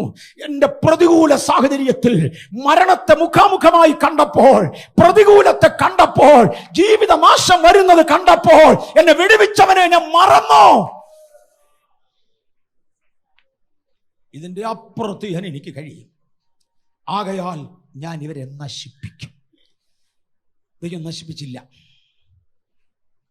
അന്ന് നശിപ്പിച്ചില്ല. കാരണം ഒരു മോശ ഇടിവിൽ നിന്ന്, മോശയുടെ കാലശേഷം മാത്രമേ ആ മരണം, ആ നശിപ്പീര് പൂർത്തിയായുള്ളൂ. ഇന്ന് പകൽ ദൈവത്തിൻ്റെ സന്നിധിയിൽ ഇടിവിൽ നിൽക്കുന്ന ചിലർക്കായി സ്തോത്രം. മോശ പറഞ്ഞു, കർത്താവേ പറ്റത്തില്ല, പറ്റത്തില്ല. എന്താ ഈ പറയുന്നത്? ദൈവത്തോട് ഒരുത്തൻ മല്ലു പിടിക്കുന്നു. പറ്റത്തില്ല. അങ്ങിവരെ ഒരു ദിവസം കൊണ്ട് ഒരു മനുഷ്യനെ പോലെ നശിപ്പിച്ചാൽ അങ്ങയെ വിശ്വസിച്ച് അങ്ങയുടെ പേര് കേട്ടിട്ടുള്ള ജാതികൾ അങ്ങയുടെ നാമം അപമാനിക്കും. അങ്ങയുടെ നാമം വിശുദ്ധീകരിക്കപ്പെടണമേ എന്ന് ഞാൻ പ്രാർത്ഥിക്കുന്നുവെങ്കിൽ അത് ഞാൻ അർത്ഥമാക്കുന്നു. അങ്ങയുടെ നാമം അപമാനപ്പെടാൻ സമ്മതിക്കത്തില്ല. അത് പരിധി കർത്താവേ, അവരെ കൊണ്ടുപോയേ മതിയാകൂ. കർത്താവ് മോശയോട് പറഞ്ഞു, മോശേ, അവരുടെ അവിശ്വാസം നിമിത്തം ഞാൻ ഈ ജനത്തെ നശിപ്പിക്കുകയാണ്. നിന്നെ ഞാൻ ഒരു ജാതിയാക്കും. ഞാൻ പറഞ്ഞ കാര്യം ഞാൻ ചെയ്തിരിക്കും. പക്ഷെ വിളിക്കപ്പെട്ടവർ അയോഗ്യരായി മാറും. വേറെ ചിലരെ ഞാൻ ആ സ്ഥാനത്തേക്ക് തിരഞ്ഞെടുക്കും. അത് ഗെറ്റിംഗ് എന്നെ മനസ്സിലാവുന്നുണ്ടോ? ഞാൻ എൻ്റെ വാഗ്ദത്തം നിവർത്തിക്കാതെ വിടത്തില്ല. പക്ഷെ വിളിക്കപ്പെട്ടവർ അയോഗ്യരായി മാറും. ഞാൻ കഴിഞ്ഞ ഒരു ഞായറാഴ്ച ഇവിടെ തൊട്ടായിരുന്നു. ദൈവരാജ്യത്തിന് വേണ്ട ഫലം ഞാൻ കൊടുത്തില്ലെങ്കിൽ ദൈവരാജ്യം എൻ്റെ പക്കൽ നിന്നെടുത്ത് അതിന് ഫലം കൊടുക്കുന്ന ജാതിക്കേൽപ്പിക്കും. ഒരിക്കൽ നിങ്ങളെ കർത്താവ് ഏൽപ്പിച്ച വേല നിങ്ങളെ കൊണ്ട് ചെയ്യാൻ കഴിയുന്നില്ലെങ്കിൽ നിങ്ങളെ തള്ളിയ ശേഷം വേറൊരുത്തന്റെ കയ്യിൽ ദൈവം ആ വേല എടുത്തു കൊടുക്കും. ദൈവരാജ്യത്തിന് ഫലം കൊടുക്കുന്ന ജാതിയുടെ കയ്യിൽ ദൈവം അത് കൈമാറുന്നതിന് മുന്നമേ ഇന്ന് ഇതിനകത്തിരിക്കുന്ന ചിലർ പറയുമോ, ദൈവത്തിന് വേണ്ടി ദേശങ്ങൾ പിടിക്കുവാൻ കർത്താവ് എന്നെ ഏൽപ്പിച്ചത് ഞാനിത് ചെയ്തിരിക്കും. ഒരുപാട് പ്രതികൂല സാഹചര്യം. ഞാനോട് ഒന്നുകൂടെ മടങ്ങി വരാം. 3-4 വർഷങ്ങൾക്ക് മുമ്പ് ഒരിക്കൽ ഇതുപോലെ തന്നെ സെക്കൻഡ് ലെവലിൽ കാര്യങ്ങൾ വിശ്വസിക്കുവാൻ ഒരു തടസ്സം നേരിട്ടപ്പോൾ, ഒരുപാട് കാര്യങ്ങൾ പറയുന്നത് സെക്കൻഡ് ലെവൽ അംഗീകരിക്കാതെ വന്നപ്പോൾ പരിശുദ്ധാത്മാവിനെ ഏൽപ്പിച്ച ഒരു വാക്യമാണ് റോമാലേഖനം 3:3. ദയവായി വായിക്കാം. സോ വാട്ട് എന്ന പ്രയോഗം ഒത്തിരി പേർക്ക് ഓർമ്മ കാണും. കിങ് ജെയിംസ് ദയവായിട്ട് കാണിക്കണേ. ചിലർ വിശ്വസിച്ചില്ല എങ്കിൽ അവരുടെ അവിശ്വാസത്താൽ ദൈവത്തിന്റെ വിശ്വസ്തതയ്ക്ക് നീക്കം വരുമോ? ഒരു നാളുമില്ല. ആക്ച്വലി എൻ്റെ ഒന്നും ഒരു വായിച്ചാൽ ഭയങ്കര രസമാണ്. നമുക്ക് അത്ര നേരം കിട്ടുമോ എന്ന് അറിയത്തില്ല. ഒന്ന് വായിച്ചേ. എന്നാൽ യഹൂദൻ എന്ത് വിശേഷത? യഹൂദൻ എന്ത് വിശേഷത? അല്ല, പരിച്ഛേദനയാൽ എന്ത് പ്രയോജനം? പരിച്ഛേദനയാൽ എന്നാ പ്രയോജനം? ഇതൊന്നും ഇല്ലെന്നാണ് പൗലോസ് അങ്ങോട്ട് തീവ്രമായി വാദിച്ച് അങ്ങോട്ട് തെളിയിച്ചത്. എന്നാൽ യഹൂദൻ എന്ത് വിശേഷത? ഒന്നും ഇല്ലടാ. പരിച്ഛേദനയാൽ എന്നാ പ്രയോജനം? യാതൊന്നും ഇല്ലടാ. തവിട്ട് വെച്ച് സകല വിധത്തിലും വളരെ ഉണ്ട്. ആഹാ, ഇത്രയും നാൾ ഇല്ലില്ലെന്ന് പറഞ്ഞ പൗലോസ് ഇപ്പൊ തിരിച്ചു പറയാന്ന്. സത്യം പറഞ്ഞാൽ വളരെ ഉണ്ടെന്ന്. യഹൂദൻ എന്ത് വിശേഷത? ആ കുലത്ത് ജനിച്ച് ഈ കുലത്ത് ജനിച്ച് ദൈവത്തിനല്ല ഒരുപോലെ ഉള്ളൂ. പരിച്ഛേദന ജഡത്തിന്റെ ക്രിയയായി വെളിയിൽ മാത്രം നടക്കുന്ന എന്നാ പ്രയോജനം? യാതൊരു ഗുണവുമില്ല. ഇത് പറഞ്ഞ് തെളിയിച്ച് സ്ഥാപിച്ച് അനേകരെ മിണ്ടാതാക്കിയ പൗലോസ് ഇപ്പൊ തന്നെ തിരിച്ച് പരിശുദ്ധാത്മാവിൽ എഴുതുകയാണ്. കാര്യം അത് ആരോട് പറഞ്ഞ് ഏത് സാഹചര്യത്തിൽ പറഞ്ഞു എന്നുള്ള മറന്നുപോയി. ഞാൻ ഒരുപാട് പ്രാവശ്യം പറഞ്ഞിട്ടുണ്ട്, ഞങ്ങളുടെ കൊച്ചുമക്കളുടെ ചെറിയ പ്രായത്തിൽ ചോറുണ്ണുമ്പോഴേ കുറച്ച് ചോറ് വായിപ്പോകും. അതിനേക്കാൾ കൂടുതൽ അവരുടെ ഉടുപ്പയിലും ശരീരത്തും വീഴും. അതിനേക്കാളും കൂടുതൽ മേശപ്പുറത്ത് മൊത്തം കാണും. ശകലം ചോറേ വായിച്ചു പോകത്തുള്ളൂ, ബാക്കിയൊക്കെ ഇതിനൊക്കെ കിടക്കും. ഞാൻ ചിന്നമേട് പറഞ്ഞിട്ട് ഇവന്മാരെ ഇവിടെ നിന്ന് മാറ്റിയിരുത്ത്. ആരെങ്കിലും അതിഥികൾ വീട്ടിലോട്ട് കയറി വന്നാൽ ഇവിടെ എല്ലാം വൃത്തികേടാക്കിയിട്ടേക്കും. അപ്പോൾ എൻ്റെ ഭാര്യ പറയാറുള്ളൊരു വാക്കുണ്ട്, കുഴപ്പമില്ല, ഞാൻ ക്ലീൻ ചെയ്തോളാം. ഒരു 4 പറ്റവൻ്റെ അകത്ത് പോയല്ലോ, 40 വെളിയിൽ പോയല്ലോ. പക്ഷെ ഇന്ന് ഞങ്ങളുടെ കുഞ്ഞുങ്ങളത് ചെയ്യത്തില്ല. ആ പ്രായമൊക്കെ അങ്ങ് കഴിഞ്ഞു. ഇന്നിപ്പോൾ ചോറ് വാരി വട്ടത്തിലിട്ടാൽ കുഴപ്പമുണ്ട്, തല്ലിയിട്ടു. അവരുടെ പ്രായം മാറി. ആരംഭ ശൈശവ പ്രായത്തിൽ കൈപിടിച്ച് നടക്കുന്ന കൂട്ടത്തിൽ ഒരു തെറ്റുപറ്റിയാലും തകരാറില്ല. ചില വീടുകളിൽ ഞാൻ ചെല്ലുമ്പം പാസ്റ്ററപ്പച്ചന് ഷെയ്ക്കാൻഡ് കൊടുക്കാൻ കുഞ്ഞുങ്ങളോട് വരെ നേരെ ഇടത്ത് കൈ നീട്ടിക്കൊണ്ട് വരും. ആ കൈയല്ല മറ്റേ കൈയാ കൊടുക്കേണ്ടെന്ന് അമ്മയും അപ്പനും വരെ ഞാൻ പറയും, ഒരു കുഴപ്പമില്ല, ഏതെങ്കിലും ഒരു കൈ. അതിൻ്റെ അർത്ഥം 15 വയസ്സുള്ള ഒരു കുഞ്ഞെനിക്ക് വന്ന് ഇടത്തെ കൈ തന്ന നല്ലി പറഞ്ഞേ. ആ പ്രായത്തിൽ ഏതെങ്കിലും ഒരു കൈ, അതിന് യാതൊരു തകരാറുമില്ല. ഇനഫ്, അതൊരു കൈ തന്നല്ലോ, വലിയ കാര്യം. നമുക്കെല്ലാം അറിയാവുന്ന സത്യാവസ്ഥകളാണ് ഞാൻ ഇത്തൊടുന്നത്. യഹൂദനെ ആരംഭ സ്റ്റേജിൽ ജാതികളിൽ നിന്ന് വന്നവരെ പ്രോത്സാഹിപ്പിക്കേണ്ടതിന് ഒരു വശം മാത്രം എടുത്തു കാട്ടുമ്പോൾ താൻ പറഞ്ഞു, യഹൂദൻ ഒരു വിശേഷതയുമില്ല. ഇത്രയും പറഞ്ഞ പഴയ പദം ആവർത്തിച്ച് ചിപ്പ ചോദിക്കുക, വല്ല വിശേഷതയും ഉണ്ടോ? അടുത്ത പദം ഒന്നുകൂടെ വായിച്ചേ. സകലത്തിലും ഉണ്ട്, സകല വിധത്തിലും വളരെയുണ്ട്, വളരെ ഉണ്ട്. വായിച്ചു. ഒന്നാമത് ദൈവത്തിന്റെ അരുളപ്പാടുകൾ അവരുടെ പക്കൽ സമർപ്പിച്ചിരിക്കുന്നത് തന്നെ. കുഞ്ഞെ ഒന്ന് നിൽക്കട്ടെ. ഒന്ന്, ദൈവം വിശ്വസിച്ച് അരുളപ്പാടേൽപ്പിച്ച ജനമാത്. മനസ്സിലാകുന്നു? ദൈവം നിങ്ങളെ വിശ്വസിച്ച് നിങ്ങളുടെ കയ്യിൽ ചിലത് ഏൽപ്പിച്ചിട്ടുണ്ടെങ്കിൽ അതിനകത്ത് വളരെയുണ്ട്. ചില സമയത്ത് സ്നാനക്കുളത്തിലോട്ട് ഇറങ്ങാൻ നേരത്താണ് വാച്ചോ കണ്ണാടിയോ ഉണ്ടെന്ന് എനിക്ക് ഓർമ്മ വരുന്നത്. വയസ്സായപ്പോൾ ഞാൻ ഈ വാച്ചോ കണ്ണാടിയോ സ്നാനപ്പെടാൻ പോകുന്ന ഒരാളിൻ്റെ കൊടുക്കത്തില്ല, പരിചയമില്ലാത്ത ആളിൻ്റെയും കൊടുക്കത്തില്ല. എനിക്ക് ഡെഫിനറ്റ് അറിയാവുന്ന ഒരാളിൻ്റെ കൊടുക്കും. കാര്യം മറന്നേ ചിഞ്ഞ് പോരുന്നാലും കൂടെ കൊണ്ടുതരും. അത്ര ഉറപ്പുള്ള ഒരാളിൻ്റെ കൊടുക്കത്തുള്ളൂ. അവിടെ 15 പേര് നിന്നതിൽ ഒരാളിൻ്റെ കയ്യിലെ കൊടുത്തുള്ളല്ലേ എന്താ? അദ്ദേഹത്തെ ആ കൂടുതൽ അറിയാവുന്നത്, ട്രസ്റ്റ് ചെയ്തത്. അതുകൊണ്ടാ. മനസ്സിലാകുന്നുണ്ടോ? ആരും കൊണ്ടുവെക്കളയുമെന്നും കണ്ടല്ല. തക്ക സമയത്ത് ഞാൻ മറന്നാലും എൻ്റെ കയ്യിൽ തിരിച്ചേൽപ്പിക്കാൻ എനിക്കൊന്ന് വിശ്വസിക്കാവുന്ന ഒരു വ്യക്തിത്വം. ഇതിനകത്തിരിക്കുന്ന ചിലതിനെ തമ്പുരാൻ വിശ്വസിച്ച് ചിലത് ഏൽപ്പിച്ചിട്ടില്ലേ? വളരെ ഉണ്ട്, കാര്യങ്ങൾ ഒത്തിരി ഉണ്ട്. യഹൂദൻ എന്ത് വിശേഷത? വളരെ ഉണ്ട്. ഒന്ന്, അരുളപ്പാടുകൾ അവന്റെ കയ്യിലാ ദൈവം ഏൽപ്പിച്ചത്. അതിനകത്ത് അരുളപ്പാടുകൾ അകത്തുൾക്കൊള്ളുന്നവർക്കായി സ്തോത്രം. ബിഷപ്പ് ടി.ഡി. ജെയ്ക്സ് ഒരിക്കൽ പറഞ്ഞൊരു പദം എൻ്റെ ഓർമ്മയിലുണ്ട്. ദൈവത്തിന്റെ വചനം, ദ ഓറക്കിൾസ്, ദൈവത്തിന്റെ കൽപ്പനകൾ, പ്രമാണങ്ങൾ എൻ്റെ ഉള്ളിലുണ്ട്. അതുകൊണ്ട് വല്ല അർത്ഥമുണ്ടോ? ഉണ്ട്. അദ്ദേഹം പറഞ്ഞ്, കാറ്റ് നിറച്ച ഒരു റബ്ബർ പന്ത് അകത്ത് കാറ്റുള്ളപ്പോൾ തറയിലോട്ട് എടുത്തൊരു ഏറെറി, നിങ്ങളുടെ കഴിവുള്ള അത്രയും ശക്തിക്കെറി. പക്ഷെ മറക്കരുത്, തിരിച്ചു വന്ന് നിന്റെ മൂക്കിനിടിക്കും. പിശാചേ, നിനക്കെന്നെ ഒതുക്കാം, പക്ഷെ എൻ്റെ അകത്ത് വചനമുള്ളത് കൊണ്ട് ഞാനൊന്ന് ബൗൺസ് ചെയ്യും, മറക്കല്ലേ. Praise the Lord. എൻ്റെ വാക്കല്ല, ബിഷപ്പ് ടി.ഡി. ജെയ്ക്സിന്റെ വാക്കാ. വളരെയുണ്ട്. The oracles are given to them. അരുളപ്പാടുകൾ അവർക്കാ കൊടുത്തത്, വാഗ്ദത്തങ്ങൾ അവർക്കാ കൊടുത്തത്.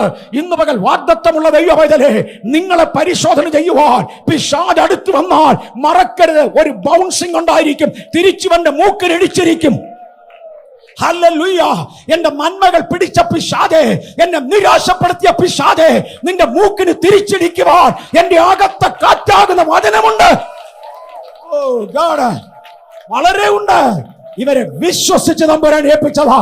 ഇതിനകത്തിരിക്കുന്ന ചിലരെ വിശ്വസിച്ച് ദൈവം ചിലത് ഏൽപ്പിച്ചിട്ടുണ്ട്. ഇതിനകത്തിരിക്കുന്ന ചിലരെ വിശ്വസിച്ച് ദൈവം വചനം തന്നിട്ടുണ്ട്. ഒരുപാട് പേർക്ക് കിട്ടാത്ത ദൈവവചനം കൃപയാൽ നമുക്ക് തന്നതിനായി സ്തോത്രം. എന്താ കാരണം? വിശ്വസിച്ചേൽപ്പിച്ചതാ. വിശ്വസിച്ചേൽപ്പിച്ചതാ. യഹൂദന് വളരെ പ്രത്യേകതയുണ്ട്. ഒന്ന്, അവരുടെ പക്കൽ അരുളപ്പാടുണ്ട്. രണ്ടാമത്തെ വായിച്ചാട്ടെ. ചിലർ വിശ്വസിച്ചില്ല. കുഞ്ഞേ, അരുളപ്പാടുകൾ അവർക്കുള്ളതാ. പിന്നെ ഒന്നാമത് ദൈവത്തിന്റെ അരുളപ്പാടുകൾ അവരുടെ പക്കൽ സമർപ്പിച്ചിരിക്കുന്നത് തന്നെ. ചിലർ വിശ്വസിച്ചില്ല എങ്കിൽ പിതാക്കന്മാരും അവർക്കുള്ളതാന്നുള്ളൊരു വാക്യം ഇടാം. ക്ഷമിക്കുക, പിതാക്കന്മാരും അവർക്കുള്ളതാ. ദൈവസഭയ്ക്ക് കുറെ പിതാക്കന്മാരുണ്ട്. 9-ാം അധ്യായത്തില്, ഓക്കെ, 9-ാം അധ്യായം എഴുതി. എത്രാമത്തെ വാക്യം അത്? 4-ാമത്തെ വാക്യം. ദയവായിട്ട് 9:4, റോമർ 9:4. അവർ ഇസ്രായേലിയർ പുത്രത്വവും തേജസ്സും നിയമങ്ങളും ന്യായപ്രമാണവും ആരാധനയും വാഗ്ദത്തങ്ങളും അവർക്കുള്ളവ. എന്റെ കുഞ്ഞെ, നമുക്ക് ഒത്തിരി പ്രത്യേകത ഉണ്ടെന്ന്. നാട്ടുകാരെ പോലെ അല്ല, അല്ല അല്ല അല്ല അല്ല അല്ല അല്ല നാട്ടുകാരെ പോലെ അല്ല. നമുക്ക് ഒരുപാട് പ്രത്യേകതകളുണ്ട്. ഒന്നുകൂടെ വായിച്ചോ. അവർ ഇസ്രായേലിയർ. ഒന്ന്, അവർ ഇസ്രായേലിയർ. എന്റെ ജനനം വാഗ്ദത്ത പ്രകാരം അബ്രഹാമിൽ നിന്ന് ഇതിനകത്തിരിക്കുന്ന ദൈവമക്കളുടെ ജനനം പുത്രനാക ക്രിസ്തുവിൽ നിന്നാകയാൽ ഹല്ലേലൂയ.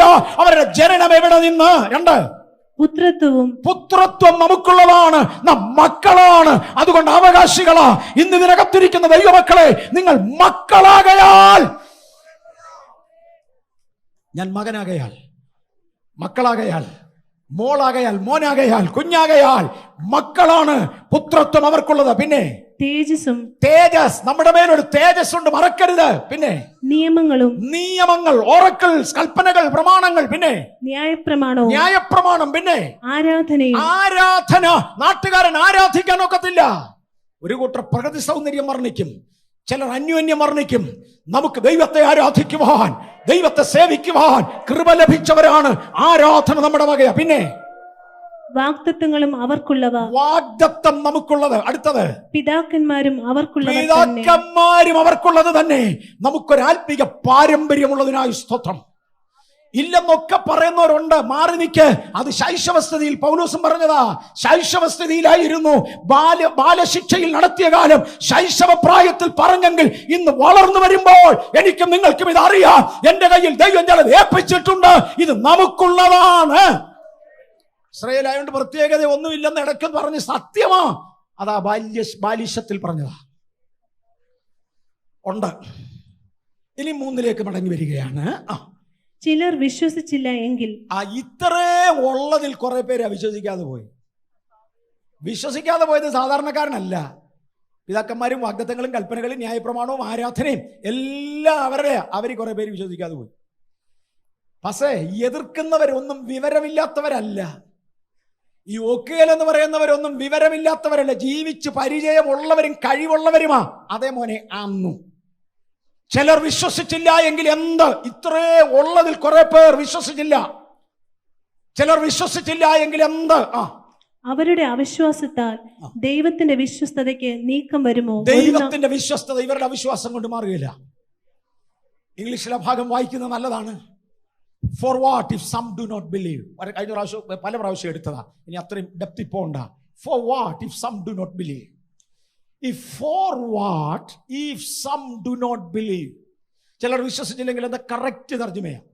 പക്ഷെ കിങ് ജെയിംസ് ബൈബിൾ എഴുതിയത് 16-ാം നൂറ്റാണ്ടിലെ ഇംഗ്ലീഷിലാണ്, മറക്കല്ലേ. 16-ാം നൂറ്റാണ്ടിലെ ഇംഗ്ലീഷ്.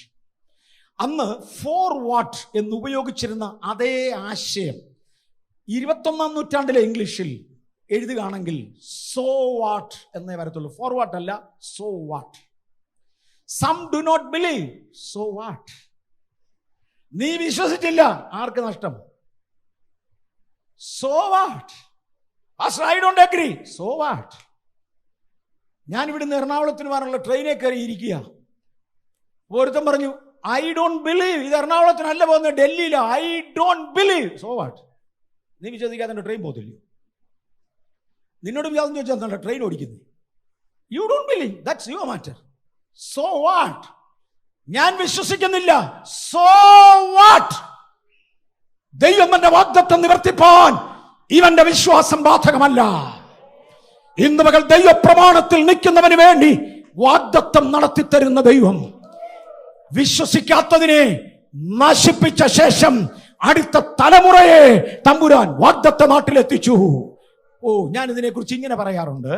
ഈ മിസ്രൈമിൽ നിന്ന് ഇറങ്ങിയവരൊക്കെ ജനിച്ചത് എവിടെയാ? മിസ്രൈമില അല്ലേ? വേറൊരു ഭാഷയിൽ അടിമത്വത്തിൽ ജനിച്ചവരാ. അടിമത്വത്തിൽ ജനിച്ചവരാ അവര്. മരുഭൂമിയിൽ ജനിച്ചത് എങ്ങനെയാ ജനിച്ചത്? പ്രകാശമുള്ള മേഘത്തിൻ കീഴിൽ ജനിച്ചതാ. ഈ അടിമത്വത്തിൻ കീഴിൽ ജനിച്ച തലമുറയെ മരുഭൂമിയിൽ തള്ളിയിട്ടേച്ച് പ്രകാശമുള്ള മേഘത്തിൻ കീഴിൽ ജനിച്ചതിനെ അക്കരെ കടത്തി. കൂട്ടത്തിൽ യോശുവയും കാലേബും 2 പേര് ജനിച്ചത് അടിമത്വത്തിലാണെങ്കിലും ഈ പ്രകാശം അവരെ സ്വാധീനിച്ചു. നമ്മൾ ചിലരുടെ ആത്മീക ജനനം ഒരു വലിയ അഭിഷേകത്തിന്റെ നടുക്കായിരിക്കത്തില്ല. പക്ഷെ ഒരു അഭിഷേകത്തിന്റെ നടുവിലേക്ക് കയറുമ്പോൾ അത് നമ്മെ ഇൻഫ്ലുവൻസ് ചെയ്യുമെങ്കിൽ അക്കരെ നാട്ടി കയറാനുള്ള ഒരു വാഗ്ദത്തമുണ്ട്. Price the Lord. എൻ്റെ ജനനം, ഒരു ആത്മീക ജനനം ഒരിക്കലും ഇതുപോലുള്ള ഒരു അന്തരീക്ഷത്തിലായിരുന്നില്ല. ഞാൻ പറഞ്ഞു, ആദ്യമായിട്ട് 2004 തോന്നുന്നു ഇവിടെ വെച്ച് നമ്മൾ ഉപവാസ പ്രാർത്ഥന നടന്നല്ലേ, 40 ദിവസം. 2004 ഓർ 2005 2004 ഇവിടെ വെച്ച് നമ്മൾ 40 ദിവസത്തെ ഉപവാസ പ്രാർത്ഥന നടത്തി. 40 ദിവസത്തേക്ക് ആവശ്യമുള്ള ഒരു ആംപ്ലിഫയർ എടുക്കണം, മൈക്ക് എടുക്കണം എന്നൊക്കെ പറഞ്ഞു. പലപ്പോഴും ഞാനായിരുന്നു കണക്ക് കൂട്ടുന്നത്. ആ കണക്ക് കൂട്ടലിൽ മാത്രം ഞാൻ നിന്നു.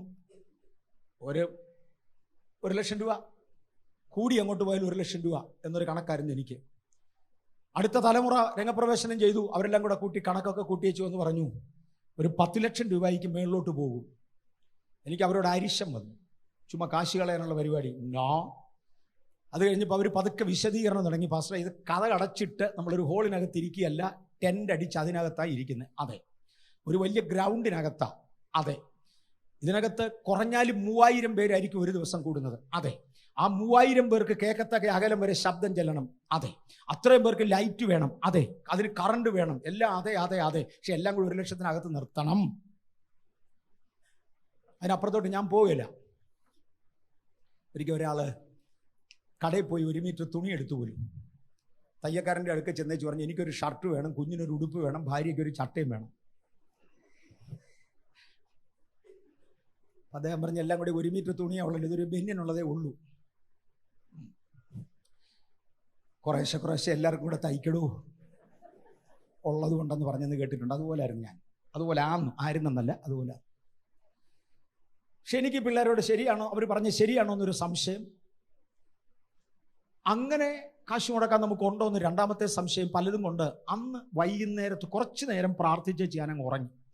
ആ ഉറക്കത്തിൽ ആരോ എന്നോട് സംസാരിക്കുന്ന പോലെ, നീ പണ്ട് പങ്കെടുത്ത ഉപവാസ പ്രാർത്ഥനയുടെ വലിപ്പം എന്നായിരുന്നു. എനിക്ക് പെട്ടെന്ന് കേരളത്തിലെ കാര്യം ഓർമ്മ വന്നു. 8 പേരുള്ള ചർച്ചിലായിരുന്നു ഞാൻ. അപ്പം 4 പേരിൽ കൂടുതൽ ഉപവസിക്കാൻ പറ്റത്തില്ല. ആ 4 പേരിൽ ഞാൻ ഒരാളേ ഉള്ളൂ ചെറുപ്പക്കാരൻ, കുഞ്ഞ്. ബാക്കിയെല്ലാം പ്രായമുള്ള അമ്മച്ചിമാരാ. ഭിത്തിയുടെ സൈഡിലോട്ടൊരു പായിട്ട് കാലും നീട്ടിയിട്ടിരുന്ന് ദുഃഖത്തിൻ്റെ പാനപാത്രം കർത്താവ് എൻ്റെ കയ്യിൽ തന്നാലെന്നുള്ള പാട്ടും പാടി കട്ടൻ കാപ്പി കുടിച്ച് കഴിയുമ്പോൾ ഉപവാസം തീർന്നു. അന്നത്തെ ഉപവാസത്തിന് എത്ര പേരുണ്ടായിരുന്നില്ല? 4 പേര്. ഇപ്രാവശ്യം എത്രയാണ് പ്രതീക്ഷിക്കുന്നത്? 3000 പേര്.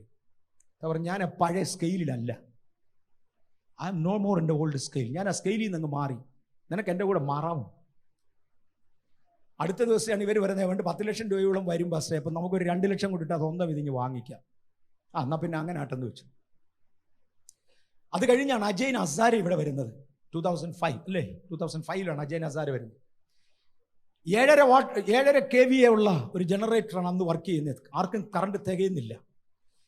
അദ്ദേഹം പറഞ്ഞു, ഇവിടത്തേക്ക് ഒരു ജനറേറ്റർ വാങ്ങിക്കാൻ പോകാം. ഞാൻ ഇപ്പോഴും ഓർക്കുന്നുണ്ട്. അന്ന് സ്റ്റേജ് ഇവിടെ കണ്ട് തന്നെയായിരുന്നു സ്റ്റേജ്. എല്ലാം കൂടെ ടെമ്പററി ആയിരുന്നു മാത്രം.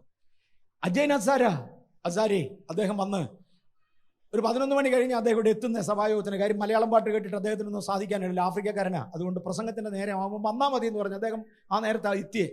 ഇവിടെ വന്നുടനെ എന്നോട് പറഞ്ഞു, ദൈവം എന്നെ ഒരു ശുശ്രൂഷ ഏൽപ്പിച്ചിട്ടുണ്ട്, അത് ചെയ്യാൻ പോവാം. ഇഫ് യു പെർമിറ്റ്, അനുവാദം തരുമെങ്കിൽ ദൈവം ഏൽപ്പിച്ച ഒരു ശുശ്രൂഷ. നമ്മൾ ദൈവം എന്ത് ശുശ്രൂഷ ഏൽപ്പിച്ചാൽ അത് ചെയ്തിരിക്കണം, നോ ഡൗട്ട്. അതൊരു സ്വതരാഴ്ച എടുക്കാനാണ്. ഞാൻ പറഞ്ഞ അയ്യോ ഹസാരെ തെറ്റിപ്പോയി, സ്വതരാഴ്ച കഴിഞ്ഞ അയ്യാടി തരുന്നേ. സ്വതരാഴ്ച കഴിഞ്ഞു. വളരെ കുഴപ്പമില്ല, ഒന്നുകൂടെ എടുത്തേക്കാം. ഞാൻ പറഞ്ഞു, 2ാം സ്വതരാഴ്ച മലയാളിക്ക് അറിയത്തില്ല. ഞങ്ങളുടെ നാട്ടുകാർക്ക് ഇതിനെക്കുറിച്ച് ഒരു വിവരവുമില്ല. പല രാജ്യങ്ങളിലും അങ്ങനെ ചെയ്യും. പുള്ളി പറഞ്ഞു, ഇതൊന്നും വേണ്ട, ദൈവം എന്നോട് പറഞ്ഞാൽ നീ ആദ്യം പറഞ്ഞതല്ലേ ചെയ്തോളാം. ഞാൻ പറഞ്ഞു, ഞാൻ പറഞ്ഞതാ, പക്ഷെ മണ്ടം കളിക്കുമേ. ഞാൻ ഏറ്റു.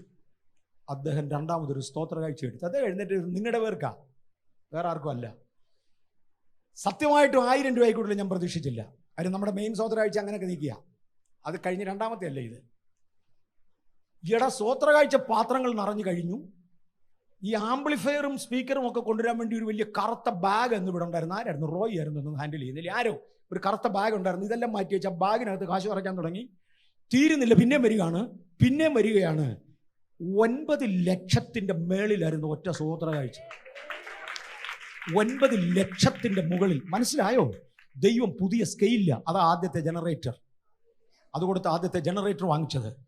ദൈവത്തിൻ്റെ ചോദ്യം, I am in a different scale. നിനക്ക് എൻ്റെ കൂടെ വരാമോ? ഞാൻ വേറൊരു സ്കെയിലിലാ. ഇന്ന് ഇതിനകത്തിരിക്കുന്ന ആരോടൊക്കെയോ പരിശുദ്ധാത്മാവ് പിന്നെ ഇടപെടുക.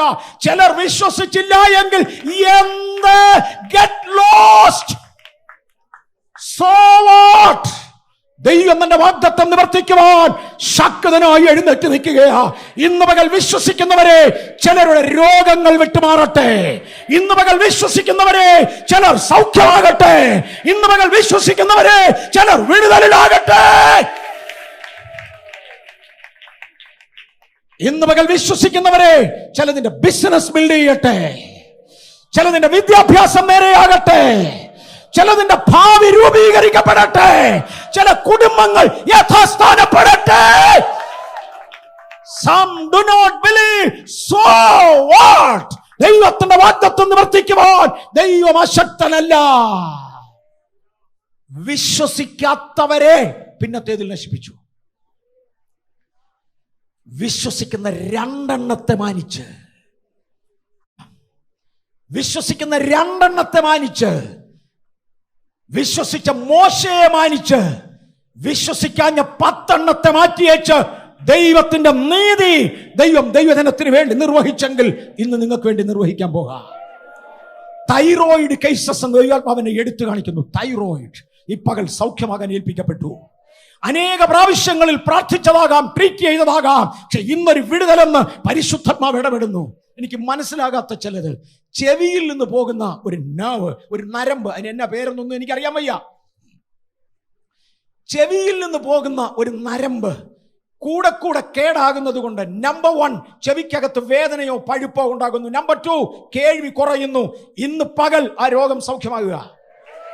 ചിലർ വിശ്വസിച്ചില്ല എങ്കിൽ എന്താ, സോ വാട്ട്? ഇന്ന് പകൽ ദൈവം ചിലത് ചെയ്യാൻ എഴുന്നേറ്റ് നിൽക്കുക. ചിലതിന്റെ കുടുംബങ്ങളെ കർത്താവ് പണിയട്ടെ.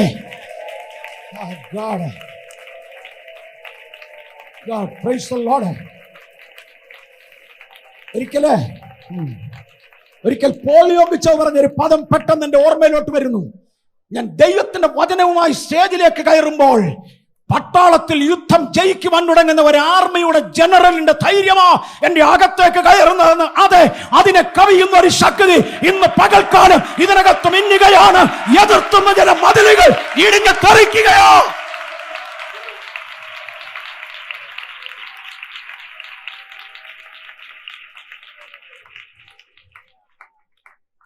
എൻ്റെ ഒരു സ്ലിപ്പ് കിട്ടി, ഞാനതായിരുന്നു തപ്പുന്നു. ഇതിനോട് ചേർന്ന് ദൈവജനത്തിന് വിരോധമായി നിൽക്കുന്ന രക്തച്ചൊരിച്ചിലുള്ള ഹോമങ്ങൾ, യാഗങ്ങൾ, സ്ലിപ്പിൻ്റെ എല്ലാം റൈറ്റ് നൗ നടന്നുകൊണ്ടിരിക്കുന്നത്.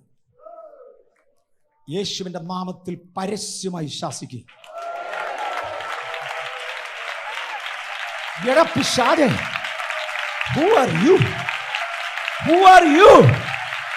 പിതാക്കന്മാർ ഞങ്ങൾക്കുള്ളത്, വാഗ്ദത്തങ്ങൾ ഞങ്ങൾക്കുള്ളത്, ദൈവം ഞങ്ങൾക്കുള്ളവൻ, നിയമങ്ങൾ ഞങ്ങൾക്കുള്ളത്, ആരാധന ഞങ്ങൾക്കുള്ളത്. ഹല്ലേലൂയ. ഇതിനപ്പുറത്ത് വേറെ ചിലരോട് ദൈവം ഇടപെടുന്നുണ്ട്. എന്നെ കൊണ്ട് ഒക്കുകയില്ല, ഞങ്ങളെ കൊണ്ട് ഒക്കുകയില്ല എന്ന് പറയുന്ന ഒരുപാട് പേരുണ്ട്. നമ്മൾ അവിടെ വരെ വന്നില്ല. നെഹമ്യാവിന്റെ പുസ്തകത്തിൽ കല്ലും മണ്ണും വളരെ കിടക്കുന്ന വേല നടക്കുകയില്ല. ആര് പറഞ്ഞു? വേലയ്ക്ക് വിളിച്ചവൻ പൂർത്തീകരിക്കും. ഇസ്രായേൽ ജനം പറഞ്ഞു ഞങ്ങളെ കൊണ്ട് ഈ പണി നടക്കുകയില്ല, മറ്റവന്മാര് വലുതാ. ആര് പറഞ്ഞു? അവരിലും വലിയവൻ നമ്മുടെ കൂടെ ഉണ്ട്. ഇന്ന് മകൾ നടക്കയില്ലെന്ന് പറയുന്ന ചിലതിന്റെ നടുവിൽ ദൈവത്തിന് ചെയ്യുവാനുള്ളത് ചെയ്യുവാൻ ചിലതിനെ കൂടെ സ്വർഗം ശക്തീകരിക്കട്ടെ.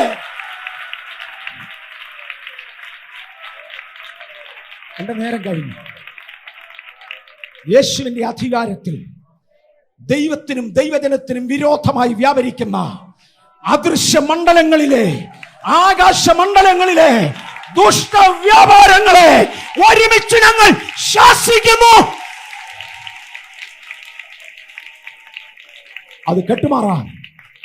2, എന്റെ ജീവിതം ബന്ധിക്കപ്പെട്ടു, ഇനി ഒരിക്കലും രക്ഷയില്ല എന്ന് എനിക്ക് തോന്നുന്നു എന്ന് പറയുന്നവർ, തകർന്നു എന്ന് പറയുന്നവർ, തൈറോയിഡിനാൽ എനിക്കിനി മുന്നോട്ടില്ല, ജീവിതമില്ലെന്ന് പറയുന്നവർ,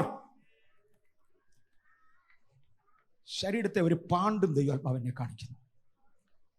ഇന്ന് പകൽ വിടുതൽ ആഗ്രഹിക്കുന്നവർ, എന്നോട് ദൈവം ഇടപെട്ടതെന്ന് ഉത്തമ ബോധ്യമുള്ളവർ മാത്രം എഴുന്നേറ്റോ. പിശാചിയോടെ കണ്ടോട്ട് എഴുന്നേറ്റോ, വിടുതലിന് വേണ്ടി പ്രാർത്ഥിക്കാൻ പോവാ. എന്നോടാ ദൈവം ഇടപെട്ടത് എന്ന് ഉത്തമ ബോധ്യം, ആ ധൈര്യം ഹൃദയത്തിൽ ലഭിച്ചവർ മാത്രം വിടുതലിന് വേണ്ടി എഴുന്നേറ്റോ. നിങ്ങളോട് തന്നെ ഇടപെട്ടെ. ഉത്തമ ബോധ്യമുള്ളവർ എഴുന്നേറ്റോ. താവേ, എഴുന്നേറ്റ് നിൽക്കുന്നവരെ ഞാൻ ദൈവകരങ്ങളിൽ തരുന്നു. അടിയൻ അങ്ങയുടെ നാമമാ ഉച്ചരിച്ചത്. അടിയന്റെ ഹൃദയത്തിൽ ദൈവം തന്ന ധൈര്യമാ വിളിച്ചു പറഞ്ഞത്.